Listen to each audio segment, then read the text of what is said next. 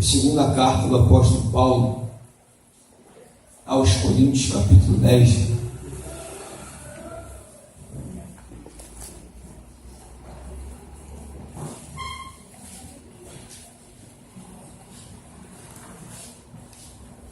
Voltando a nossas aulas das epístolas paulinas, nós tínhamos parado no capítulo 10, a segunda carta do apóstolo Paulo, seu capítulo 10. Tivemos umas outras aulas a respeito sobre transformação, renovar nossa mente, e agora retornamos agora para as cartas paulinas,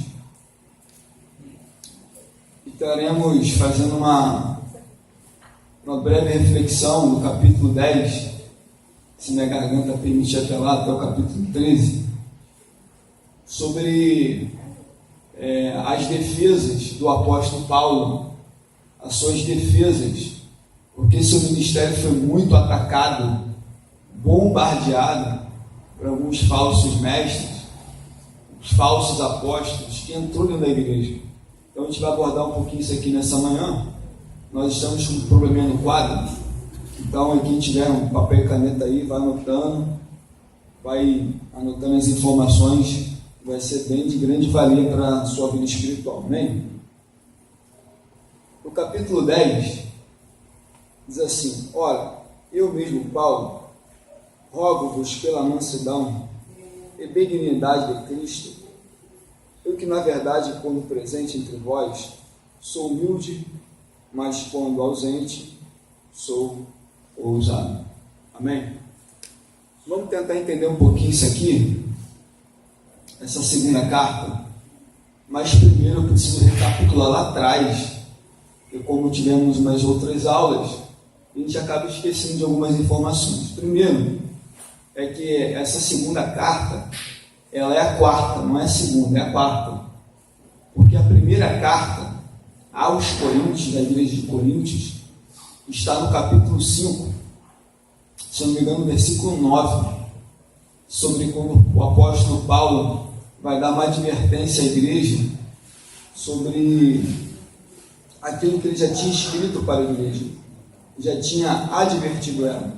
Está no seu capítulo 5, se você quiser abrir comigo, no capítulo 5, versículo 9, que diz: já por carta vos escrevi que não vos associeis aos que se prostituem. Então a primeira carta está aqui, sendo que não temos essa carta. Essa carta que Paulo aqui diz: já por carta já vos escrevi, para que com aqueles que não se prostituem, ele já tinha escrevido uma carta, sendo que essa carta se perdeu, não temos ela, amém? Não temos essa carta mais, e nós sabemos que a primeira visita do apóstolo Paulo à igreja está no capítulo 18 de Atos dos Apóstolos. No capítulo 18 você vê mais com detalhe como é que o apóstolo Paulo ele fundou aquela igreja. Foi a sua primeira visita na região de Corinto, na região de Acaia. Ele prega o evangelho, depois ele sai dali e vai fazer outras missões. Então ele estabeleceu uma igreja. Alguns dizem que, passado 2 anos, Paulo vai ter notícia de que a igreja está passando por alguns problemas, e aí ele vai escrever a primeira carta, que é essa aqui que nós acabamos de perceber, no capítulo 5, no versículo 9. Já por carta vos escrevi, para que não vos associeis com aqueles que se prostituem. Então entendemos que a sua primeira visita, entendemos que a sua primeira carta está aqui. Sendo que o problema é que depois disso tudo, o problema não sanou, não resolveu, não acabou.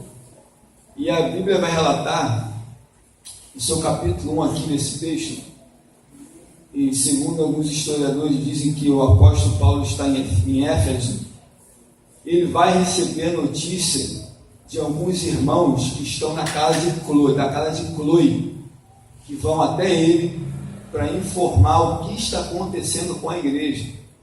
Aí a gente vai lembrar aquele partidarismo, que uns são de Cristo, outros de Cefas, outros de Apolo. Então essas pessoas da família de Cloe foi até o apóstolo Paulo para informar que a igreja está tendo problemas.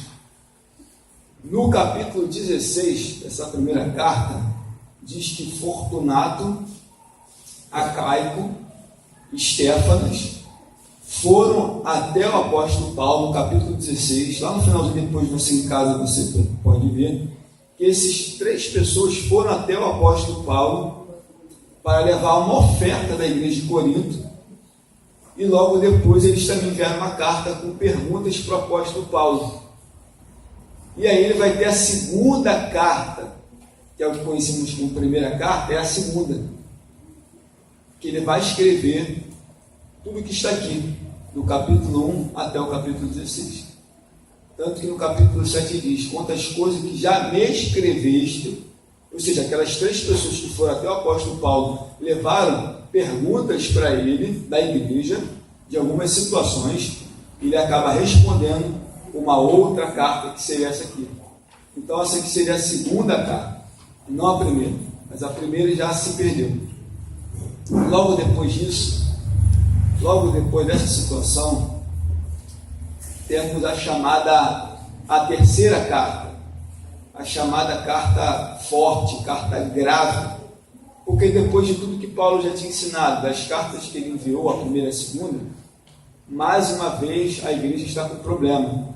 Então vai haver mais uma carta, a carta chamada de carta severa. Abre aí no capítulo 7, aí mesmo no 2 Coríntios.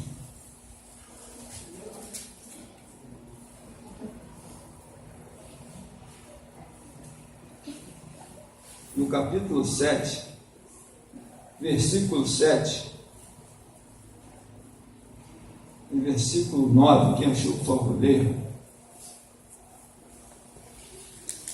E não somente com a sua vinda, mas também pela consolação com que foi consolado de vós, contando-vos as vossas saudades, os vossos choros e o vosso zelo por mim, de maneira que muito me regozijei.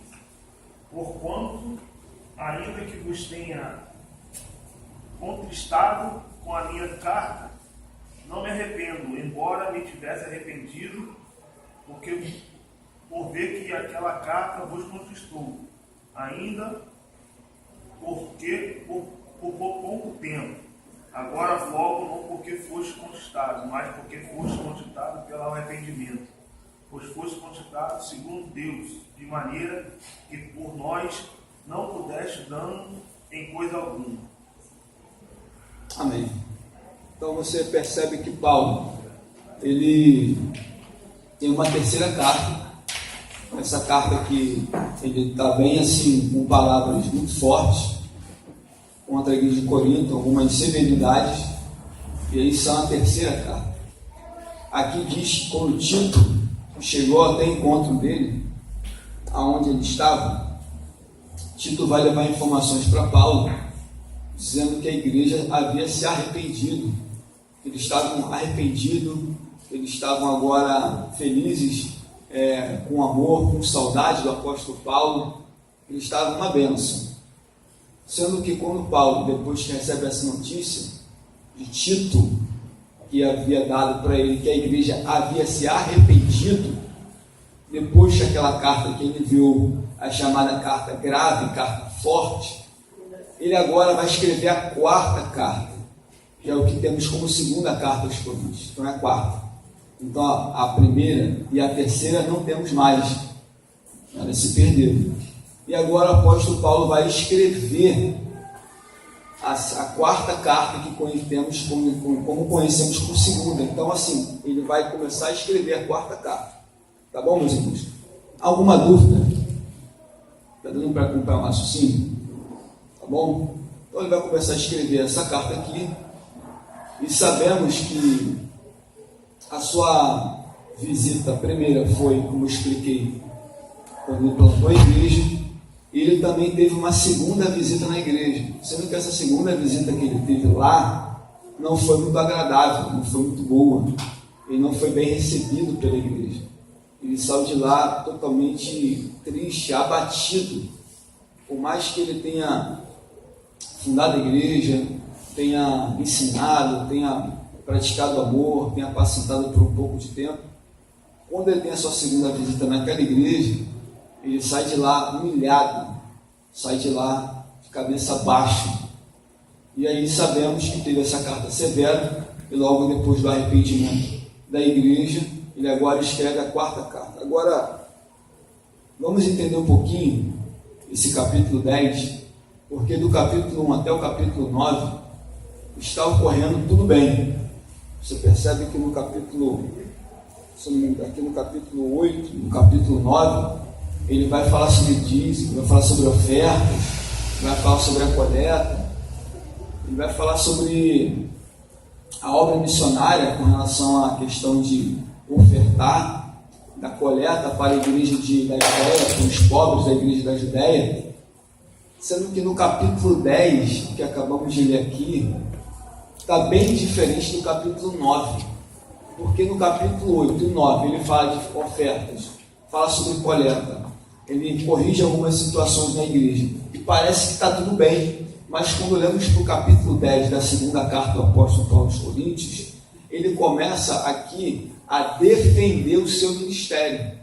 Isso quer dizer é que alguns dizem que quando Paulo estava escrevendo a quarta carta, por um momento alguém chegou até o apóstolo Paulo e começou a dizer para ele que havia falsos mestres dentro da igreja minando o seu ministério, acusando o seu ministério, bombardeando o seu ministério.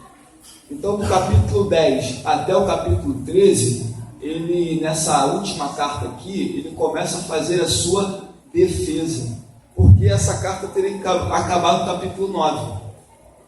Teria que acabar no capítulo 9. Mas quando ele ouve notícia, não sabemos por quem, chegou até os ouvidos dele sobre esses ataques que ele estava sofrendo dentro da igreja, ele não pôde estar presente para saber o que era, mas ele ouviu, então ele continua essa carta aqui até o capítulo 13. Entendeu, meus amigos? E o que vamos aqui abordar rapidamente é sobre a sua defesa. Olha aí no versículo 3, versículo 4 e versículo 5 do capítulo 10. Quem achou, por favor, leia.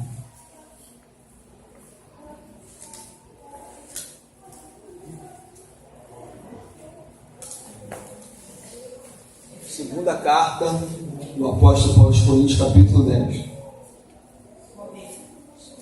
Versículo 3 até o 7. Pois embora vivamos como homens, não lutamos segundo os padrões humanos.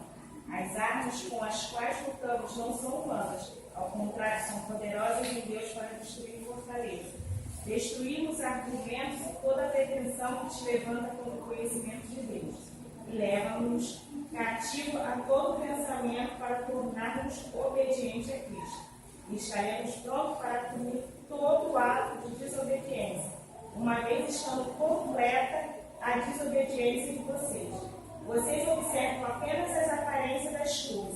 Se alguém está convencido de que pertence a Cristo, deveria considerar novamente consigo mesmo que, assim como ele, nós também pertencemos a Cristo. Pois mesmo que eu tenha me orgulhado um pouco mais da autoridade que o Senhor nos deu, não me envergonho disso, pois essa autoridade é para edificar e não para destruir. Não quero que pareça que estou tentando amedrontá-lo. Só até aí, tá bom, aí que a gente vai destrinchar o versículo aqui. Então, a primeira acusação, se você quiser escrever aí, a primeira acusação contra o ministério do apóstolo Paulo está no versículo 2. Rogo-vos que, quando estiver presente, não me veja obrigado a usar com a confiança a ousadia que espero ter alguns que me julgam como se andassem segundo a carne. Olha aqui, o problema é que algumas pessoas aqui em Corinto, inclusive esses falsos mestres, estavam acusando o apóstolo Paulo de que ele estava andando na carne. É a primeira acusação dele, contra ele, de que Paulo é uma pessoa simplesmente carnal e de que ele estava andando segundo a carne. Essa é a acusação. Ainda diz mais assim: pois embora andando na carne, não militamos segundo a carne. Ou seja, Paulo diz que embora eu andando nesse corpo físico, que é um corpo carnal, eu não ando segundo nem a vontade da carne, e as minhas armas que eu uso não são carnais. As armas que ele combatia com o seu ministério eram armas espirituais. Então a primeira acusação desses falsos apóstolos que estão dentro da igreja de Corinto é dizer: olha, Paulo está andando na carne aí. Paulo milita na carne. As armas de Paulo são carnais. Ou seja, o seu convencimento, a sua pregação, o seu jeito, o seu modo de viver é carnal, não é espiritual. As armas que Paulo usa são armas carnais. E Paulo está se defendendo de que ele não usa armas carnais, mas sim, olha o que ele diz aqui: as armas da nossa milícia, ou seja, o que nós militamos, não são segundo a carne, mas sim poderosas em Deus. As minhas armas que eu uso, que eu milito nessa guerra, não são carnais, mas sim espirituais e poderosas em Deus. Então, quais são as armas que Paulo usava? As armas que Paulo usava era a oração, era a palavra. Ele conhecia muito bem a palavra, ele era um homem de oração, então ele tinha suas armas espirituais. Ele tinha as suas armas espirituais. Com qual propósito? O versículo de baixo, 4. As armas da nossa milícia não são carnais, mas sim poderosas em Deus para destruir as fortalezas. Ou seja, as minhas armas que eu uso, elas são poderosas para destruir fortalezas. Essas fortalezas que a gente está falando aqui, não é aquelas fortalezas formadas por tijolos. Não é isso. Não é as armas que ele usava para destruir fortalezas, não era isso não. As fortalezas que ele estava explicando aqui são as fortalezas da mente. As minhas armas que eu milito, que são armas espirituais, elas são poderosas para destruir fortalezas mentais que acabamos tendo, ou seja, que até mesmo lá fora a pessoa tem fortalezas, ou seja, pensamentos que ficam por trás da mente da pessoa ali, formam um bloqueio, formam uma fortaleza, e somente a palavra pode derrubar essa fortaleza. Ou seja, pessoas, por exemplo, vivem na idolatria, vivem com pensamentos seculares, pensamentos mundanos, carnais. Esses pensamentos são fortalezas e que somente a palavra pode desconstruir ou destruir essas fortalezas que ficam na mente. Por isso que ele diz que as nossas armas é poderosa em Deus para destruir todas as fortalezas. Então Paulo aqui está defendendo da sua primeira acusação de que as suas armas elas são poderosas para destruir todos os tipos de pensamentos, de fortalezas que venham prejudicar o seu ministério. Então ele andava na carne, mas ele não militava segundo a carne. Ele tinha armas espirituais, e essas armas espirituais ele combatia o bom combate.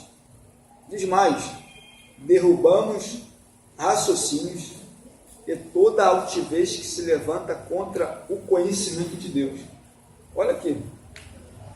E derrubamos toda altivez, todo pensamento altivo, todo pensamento que se levanta contra Deus, pensamentos altivos. As nossas armas, elas são poderosas para derrubar. Primeiro, as armas são poderosas para destruir fortalezas mentais. Fica na mente da pessoa, pensamentos pré-concebidos. Por exemplo, a pessoa ela é um ateu. Um ateu teórico. Aquele ateu que estudou sobre que Deus não existe, leu livros de pessoas, de escritores que Deus não existe, aquilo que ela absorveu na mente dela ficou como se fosse o quê? Uma fortaleza. Construiu fortaleza.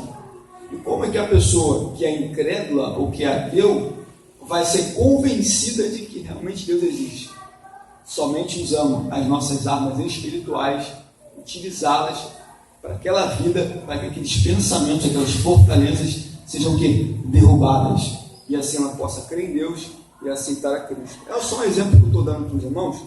E outra coisa, derrubamos todos os raciocínios de altivez. Se levante contra aqui, o conhecimento de Deus. Então Paulo está dizendo que as suas armas, além de destruir fortalezas, elas também são necessárias para derrubar pensamentos altivos que se levantam contra Deus. Então, acho que não preciso nem citar aqui de que quantas coisas no mundo afora temos aí coisas concernentes a contra Deus. Inúmeras coisas, inúmeros pensamentos. Mas a palavra é tão poderosa que ela derruba esses raciocínios. Ela derruba as altivez, pensamentos humanos. Ela joga no chão ali, para a pessoa entender verdadeiramente. E a palavra de Deus é poderosa. E mais, levando cativo todo o pensamento à obediência a Cristo. Além de destruir fortalezas, derrubar pensamentos altivos. Qual é o propósito de Paulo? É levar a mente dos coríntios cativo à obediência a Cristo. O que estava acontecendo? É que os apóstolos, falsos apóstolos, estavam minando a mente dos irmãos de Corinto. E aí, criaram-se fortaleza na mente deles, acreditando que Paulo era um falso apóstolo, era um arrogante, era alguém que se gloriava, enfim. E isso acabou criando na mente daqueles irmãos fortalezas. E Paulo está tentando combater e mostrando no seu ministério que o combate usando as armas espirituais. E diz mais, versículo 6: estaremos prontos para punir toda desobediência quando for cumprida a vossa obediência. E Paulo aqui está mostrando que ele tem autoridade para isso, para corrigir a igreja. Ele tem autoridade para punir os desobedientes. Olha que interessante, ele tinha autoridade para punir aqueles que se levantaram contra o conhecimento de Deus, ou aqueles que estavam minando a fé dele, ou aqueles falsos apóstolos, ou até mesmo os dentro da igreja que também estavam pecando muito. E ele, olha, eu estou pronto, na minha terceira visita que ele tem para fazer, e eu estou pronto para punir toda a desobediência. Se você for lembrar no capítulo 5 da primeira carta, o que ele diz a respeito daquele jovem que estava tendo relação sexual com a madrasta? Ele fala o que? Ele exortou junto com a igreja, em nome de Jesus, e entregou aquele homem a Satanás, para que a carne seja destruída e para que o espírito seja salvo. Ou seja, uma exclusão. Então ele está dando um exemplo aqui, olha, eu estou pronto para punir. Se tiver que excluir, eu vou excluir. Se tiver que tirar, eu vou tirar. Porque foi uma autoridade que Deus havia dado para ele. E tanto que aquele jovem teve que ser removido da igreja, porque aquele pecado que ele estava tendo era um pecado de fermentação, como ele compara. Um pouco de fermento leveda toda a massa. Então Paulo tinha autoridade para punir, tá bom? Vamos lá. Abaixo aqui no versículo 8. Ainda que eu me glorie um pouco mais a respeito da nossa autoridade, gloriar é o que? É você falar das suas qualidades, exaltar as suas virtudes. Ele diz, porque Paulo aqui também estava sendo acusado de que ele se gloriava. O Paulo ficava se gloriando como apóstolo, porque fundou a igreja, está se gloriando. Esse cara é muito altivo. Mas ele diz assim, pois ainda que eu me glorie um pouco, versículo 8, a respeito da nossa autoridade, a qual o Senhor nos deu para edificação e não para a vossa destruição, não me envergonharei. Olha, não tenho vergonha da glória que eu me glorio, das minhas virtudes, das minhas qualidades, e mais ainda, a nossa autoridade, a qual Deus nos deu para edificar e não para destruição. Paulo podia punir como ele puniu aquele jovem lá atrás, podia, porque foi a autoridade que Deus deu para ele. Mas ele deu autoridade não para destruir a igreja. Porque se eu fosse pegar aqui o contexto da igreja, eu acho que talvez mais de 80% deveria ser excluído da igreja. De tanto pecado que estava acontecendo naquela igreja. Então ele fala assim, olha, a autoridade que eu tenho não é para destruir vocês. Não é para destruir, mas sim para edificar vocês. No versículo 9 diz aqui, ó, para que não pareçam como se quisessem intimidar por carta. Por quê? Versículo 10, pois as suas cartas dizem, são graves e fortes, mas a presença pessoal é fraca, é desprezível. Olha a outra acusação aqui. A primeira acusação é que Paulo andava na carne. A segunda diz que, Paulo, você quando pega as suas cartas, quando você escreve e manda para nós, elas são fortes, pesadas. Mas quando você está presente, você é muito fraquinho. Você quando está presente na igreja, você é muito fraco. A sua palavra é desprezível. Tanto que aqui, ele relata aqui, as suas cartas dizem, são graves e fortes, mas a presença pessoal é fraca. E a sua palavra é desprezível. Ou seja, quando ele estava na igreja, Paulo, essas palavras desprezíveis de Paulo, sua presença é muito fraca. Então Paulo estava sendo acusado de alguém que estava sendo um tirano, querendo intimidar a igreja com cartas. Já viu aquela pessoa que é um líder tirano e quer liderar a jogo de ferro? Isso acontece até hoje. E Paulo está mostrando aqui para a igreja que não, que por mais que ele tenha autoridade para punir, por mais que ele é um apóstolo, ele se gloriava nisso, ele não era uma pessoa em que ficava intimidando a igreja ou se impondo como alguém com vara de ferro, nada disso. Mas ele estava sendo acusado de que a tua aparência é muito fraquinha, as suas palavras são totalmente desprezíveis. Então, mais uma acusação contra o ministério do apóstolo Paulo. Ele está tendo que rebater a sua acusação. Olha a resposta dele. Saiba, versículo 11, saiba o tal, que qual somos no falar por cartas, estando ausente, tais seremos no fazer, estando presente. Então perceba que, saiba o tal que falam que nós somos por cartas, que é graves e forte, e que presente nossa palavra fraca e seu pessoal e a nossa aparência desprezível, sabe que quando chegar aí, não vai ser o que vocês estão pensando aqui não. Vocês dizem que eu sou com minha aparência fraca, minha palavra desprezível, e que ausente eu falo grosso, mas quando estiver presente, eu vou agir com o mesmo rigor que eu agi lá atrás. Então Paulo está mostrando aqui que ele não vai estar sendo como um gatinho na igreja não. Ele está pronto mesmo para punir toda a desobediência que estiver dentro do seio da igreja. Então Paulo aqui não queria ser um líder tirano, nem ficar intimidando a igreja, como apóstolo, como alguém que fundou a igreja, não. Ele está tendo o maior cuidado, com o amor possível, tentando exortar a igreja. Mas ele está dizendo, quando eu for, da mesma forma como vocês dizem que minhas cartas são graves, eu vou nessa mesma autoridade. Amém? Alguma dúvida até aqui?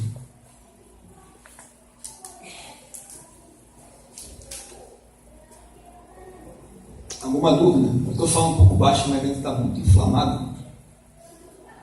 Vamos lá. Vamos pular aqui mais uma etapa. No capítulo 11 agora. Capítulo 11 da segunda carta aos Coríntios diz assim. Leia, por favor, do versículo 1 até o versículo 3. Quisera eu me portasse um pouco mais na minha loucura. Suportai-me, pois, porque zelo por vós com o zelo de Deus, visto que vos tenho preparado para vos apresentar como virgem para um só esposo, que é Cristo. Mas receio que, assim como a serpente enganou a Eva com a sua astúcia, assim também seja corrompida a vossa mente, e se aparte da simplicidade e pureza devidas a Cristo. Se na verdade vindo alguém pregar outro Jesus que não temos pregado, ou se aceitas espírito diferente que não tendes recebido, ou evangelho diferente que não tendes abraçado, a esse que boamente o tolerais. Amém. Então vamos perceber no capítulo 11, olha que Paulo assim, ó, quem me dera se vocês me suportassem um pouco na minha insensatez, já que vocês dizem que eu sou insensato, então me suporta só mais um pouquinho que eu vou falar. Aí ele vai dizer assim, estou zeloso de vós, com o zelo que tenho preparado para vos apresentar como uma virgem, como uma noiva para Cristo. Ou seja, Paulo era um pai espiritual para a igreja. Ele está colocando a igreja como uma noiva. E sabemos que no passado, nos casamentos antepassados, o pai ele sempre cuidava da filha, preparava a filha para o bom casamento. Então Paulo aqui está dando um zelo como apóstolo, como pastor, de que olha, eu estou preparando vocês como uma virgem, pura, imaculada diante de Deus. Estou preparando vocês para o noivo que é Cristo. Mas eu temo que assim como a serpente, de forma astuta, enganou a Eva, possa enganar vocês. Porque olha o versículo embaixo. Temo, porém, assim como a serpente enganou a Eva, com a sua astúcia, seja de alguma forma corrompida a vossa mente. Paulo está fazendo com que a igreja lembre de um ato que aconteceu lá no Jardim do Éden, no capítulo 3 de Gênesis, quando a serpente, a mais astuta entre os animais, entre os animais ali, e sabemos que Satanás estava por trás daquela situação e que acabou trazendo algumas dúvidas na mente de Eva. Não, se você comer da árvore do conhecimento do bem e do mal, você vai morrer? Não é nada, você vai ser como Deus, vai ser igual a Deus, vai conhecer o bem e vai conhecer o mal. E ela viu que a árvore era boa, agradável aos olhos, pegou e comeu. E aí sabemos o restante da história. Ou seja, Paulo está mostrando para essa igreja aqui que aqueles apóstolos estavam agindo com astúcia, estava fazendo com que a mente daqueles cristãos estava sendo apartada do que Paulo ensinou, da simplicidade do Evangelho. Então aqueles falsos apóstolos estavam ali introduzindo, só ali de forma astuta, jogando as suas heresias, jogando os seus ensinamentos, e eles estavam acolhendo. Tanto que no versículo 4, diz aqui, ó, pois se alguém vos prega outro evangelho que Jesus, que nós não temos pregado, ou recebeis outro espírito, ou outro evangelho na qual abraçais, de boa mente você suporta. Ou seja, talvez esses falsos apóstolos pregam um evangelho bem diferente do evangelho que Paulo pregou lá, e a igreja aqui estava sendo o quê? Com a mente corrompida, porque estava sendo enganada pelos falsos apóstolos. E eles abraçaram. Esse evangelho que ele está aqui ensinando é o evangelho genuíno, não é o evangelho que Paulo ensinou. Então Paulo, olha, eu temo que vocês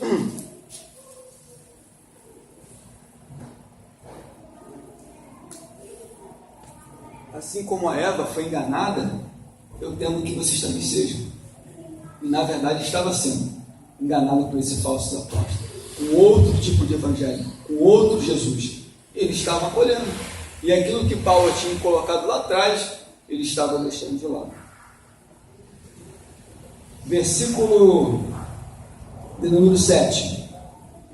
Do 7 até o 10. Quem pode ler, por favor? Do 7 ao 10.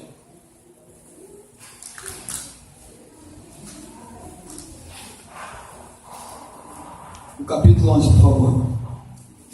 Pequei porventura, humilhando-me a mim mesmo, para que vos fosseis exaltados, porque de graça vos anuncio o Evangelho de Deus.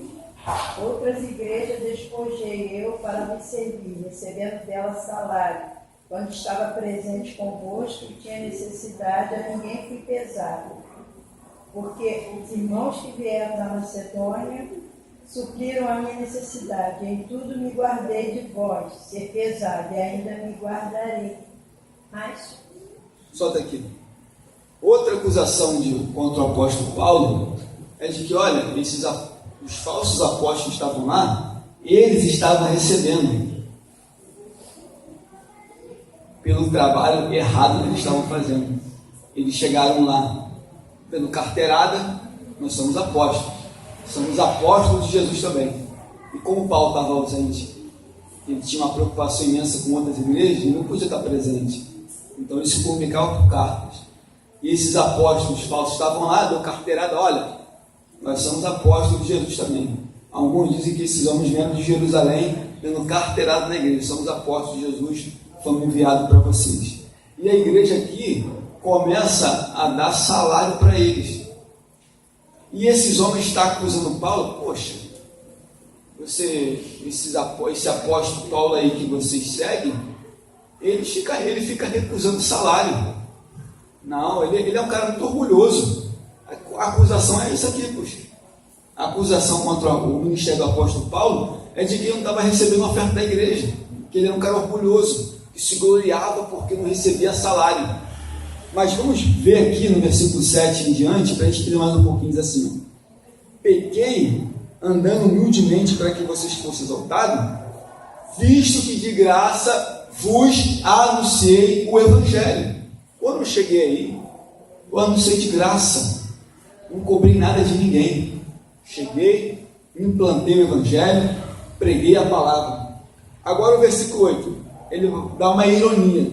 Porventura eu despojei, tirei das igrejas que eu implantei, seja em Tessalônica, seja na Macedônia, seja em outros territórios, que eu preguei, porventura elas me deram, eu tirei delas e dando salário para mim, para eu servir a vocês? Porventura eu despojei as outras igrejas, recebendo delas salário, para eu trabalhar para vocês? Olha aqui, olha o que ele diz aqui no versículo 8. E quando estive presente convosco, se tinha necessidade, que ele passou privação, não fui pesado a ninguém. Olha o que ele está mostrando aqui. Você está pensando que eu tirei salário, eu tirei dinheiro da igreja, de alguma das igrejas, despojei, para que elas me abençoassem, e eu pude servir a vocês? De forma nenhuma. Resposta no versículo 8, da sua acusação, de que ele estava se gloriando por não receber salário. Olha o que diz aqui: enquanto estive convosco, se tinha necessidade, a ninguém fui pesado. Ou seja, aqui mostra que Paulo passou privações. Vamos voltar em Atos capítulo 18.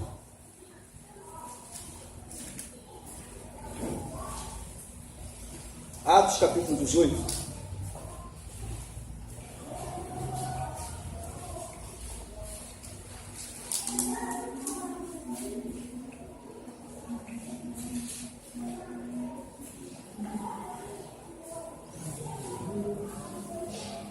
Leia, por favor, 3, versículo 3 até o versículo 5.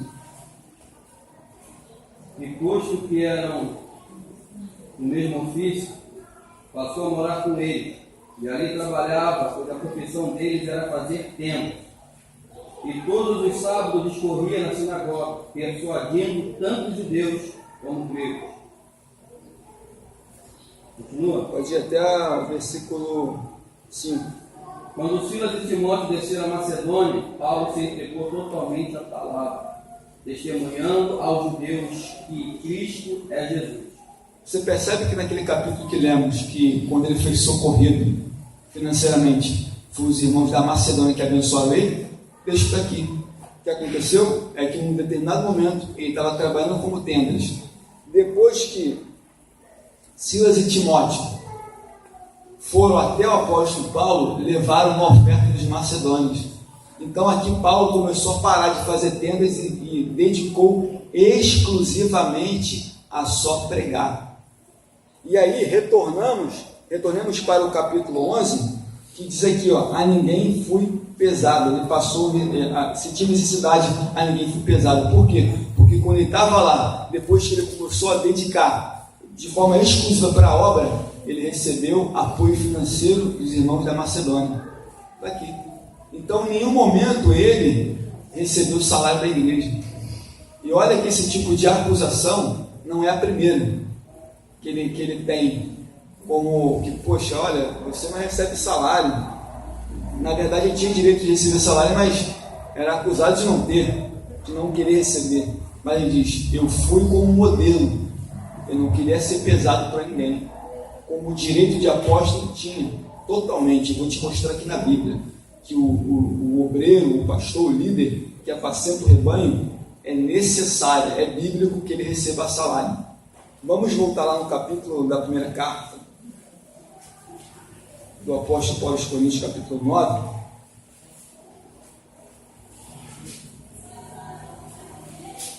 No capítulo 9, na primeira carta, leia por favor o versículo 1 até versículo 7. Não sou eu porventura livre? Não sou eu apóstolo? Não vi Jesus nosso Senhor? Acaso não sois fruto do meu trabalho no Senhor? Se não sou apóstolo para outro, certamente sou para vós outros, porque vós sois o selo do meu apostolado no Senhor. A minha defesa perante o que me interpela é esta: não temos nós o direito de comer e beber? E também de fazermos acompanhar de uma mulher irmã, como fazem os demais apóstolos, e os irmãos do Senhor e servos? Ou somente eu e Barnabé não temos direito de deixar de trabalhar? Quem jamais vai à guerra à sua própria custa? Quem planta a vinha e não come do seu fruto? Ou quem apacenta o rebanho e não se alimenta do seu rebanho, do leite do seu rebanho? Amém. Agora, olha o versículo. Lê, por favor, versículo 11 e 12. Se nós vos semeamos as coisas espirituais, será muito recolhermos de vós bens materiais? Se outros participam desse direito sobre vós, não temos nós em maior medida? Entretanto, não usemos desse direito, antes, suportando tudo, para não criarmos qualquer obstáculo ao Evangelho de Cristo. Amém. Então você percebe que ele dá uma lista da sua defesa, daqueles que o acusam, dá uma lista imensa aqui sobre os seus direitos, como ele tinha de receber salário, e ele se guardou para que o Evangelho não fosse um impedimento. Então você percebe que até no próprio texto, se há alguns que estão ali, vocês abençoam, eu também não tinha direito? Se aqueles que chegaram dizendo ser apóstolo de Cristo, e chegam lá, eu sou apóstolo, e vocês dão um salário, eu não tenho direito? Eu que implantei a igreja, eu que ensinei, que doutrinei. Tanto que você pode ver que ele tem esse direito de receber salário, mas ele se guarda para o Evangelho não ser, isso ser um tropeço para o avanço do Evangelho, mas ele tinha direito de receber. Ele mesmo diz: se eu semei as coisas espirituais, não seria porventura receber também de vós as coisas materiais, que tinha que ser necessário? Mas ele passou privações, ele passou um perrengue, mas ele não se guardou de receber salário da igreja. Vamos retornar agora no capítulo 11 da segunda carta. Vamos retornar rapidamente ali, versículo 9.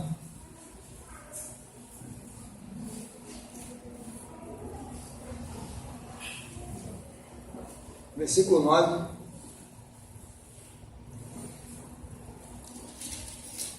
E leia, por favor, também o versículo 13, 14 e 15.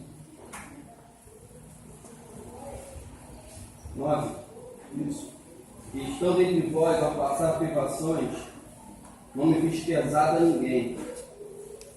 Pois os irmãos, quando vierem da Macedônia, supriram o que me faltava. E em tudo me guardei e me guardarei de vos ser pesado. A verdade de Cristo está em mim, por isso não me será tirada essa glória das regiões da Acaia. Fala um pouquinho. Então você percebe que após ele rebater essas críticas, ele fala: essa glória ninguém vai tirar de mim. Ninguém vai tirar essa glória de mim. De que eu trabalhei, suei a camisa, não recebi um tostão de vocês, mas eu me guardei, tinha direito, mas essa glória ninguém vai roubar. Por quê? Porque se você perceber no versículo 12, porque faço, porém, isso farei para não dar oportunidade a fim daqueles que gloriam se acham achados assim como nós. Então o Paulo ele fez isso justamente para que outros que chegassem lá não fizessem isso, de receber salário. Então esses falsos apóstolos que estavam lá, estavam recebendo salário, e a igreja estava dando. Por falsos apóstolos, astutos, defamando o ministério do apóstolo Paulo, que estava lá abençoando. Isso acontece até hoje. Dando salário para a instituição. Isso acontece até hoje. Então Paulo não quis, ele se guardou, e por ele dar esse exemplo, para que a igreja entendesse, opa, ele se guardou, se privou, não quis, a gente entende, é um direito, mas os outros que estavam lá não, a gente somos apóstolos, estamos tendo um direito, e a igreja estava abençoando. Agora, olha embaixo a natureza desses falsos apóstolos, olha aqui no versículo 13, leia por favor do 13 ao 15. Porque os tais são falsos apóstolos, obreiros fraudulentos, transformando-se em apóstolos de Cristo. E não é de admirar porque o próprio Satanás se transforma em anjo de luz. Não é muito, pois os próprios ministros se transformam em ministros de justiça, e o fim deles será conforme as suas obras. Olha aí que Paulo está dizendo para esses falsos apóstolos aí. Que eles são o quê? Esses tais apóstolos, esses que dizem ser apóstolos, esses que dizem ser mais excelentes apóstolos, que vocês acolheram e que vocês estão sendo enganados, ele vai dizer assim, ó, obreiros, falsos apóstolos, obreiros enganosos, olha aqui, obreiros enganosos, fingindo ser apóstolos, chegaram lá, dando carteirada, dizendo que era, mas não era. Fingiam ser, mas não eram apóstolos. Fingiam ser um ministro da justiça, da palavra. Chegaram lá, nós somos apóstolos, né? E bem provável que esses homens aqui eram pessoas judaizantes, bem provável que eram pessoas judaizantes. Chegaram lá e diziam que era e acabou, pô. E aqui Paulo está dizendo, olha, esses obreiros fraudulentos, enganosos. E aí Paulo vai fazer uma comparação, não é de se admirar que o próprio Satanás pode se transformar em anjo de luz. Então teve uma atuação de Satanás ali, por trás daqueles obreiros fraudulentos, enganosos. Qual era o propósito? Era fazer a igreja ficar no erro, no engano, na mentira. Era fazer com que a igreja ficasse totalmente distorcida ao evangelho da graça. E como é que Satanás faz isso? Ele age por trás de falsos obreiros fraudulentos, que dão carteirada, que dizem ser, aí começa a ensinar coisas que não estão na palavra, aí a pessoa vai aceitando, igual a igreja de Corinto aqui. Se chegaram lá, pregou outro evangelho, receberam outro espírito, falou de um outro Jesus, vocês aceitam? Ainda ganha salário.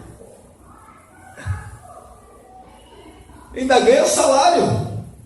Então você percebe o quanto é importante a igreja estar bem solidificada na palavra do Senhor Jesus. Amém? Diz assim, pois os tais apóstolos são obreiros enganosos, fingindo ser apóstolos. Aí ele dá uma comparação, não é admirar que o próprio Satanás se transforma em luz. Não é muito, pois que seus ministros se transformem em ministros de justiça, o fim deles é conforme as suas obras. Aí Paulo está mostrando aqui, ó, sabe qual é o final deles? Vai ser conforme tudo que eles praticaram.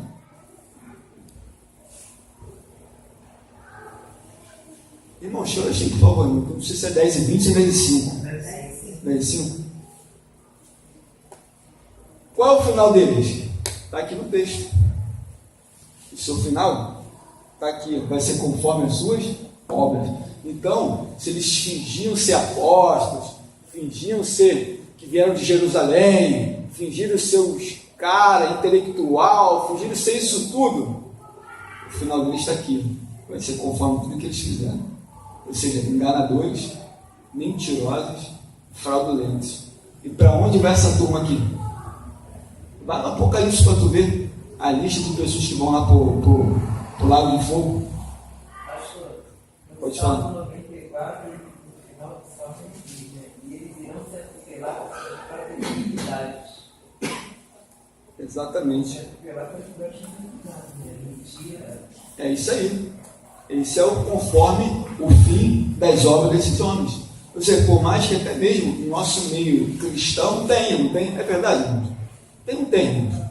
Obreiros fraudulentos, obreiros enganosos, pessoas que estão circulando por dando carteirada, tem um monte, mas o fim deles vai ser segundo as suas atitudes. Então Deus vai dar paga segundo as suas obras. Agora vamos no capítulo 12, versículo 11.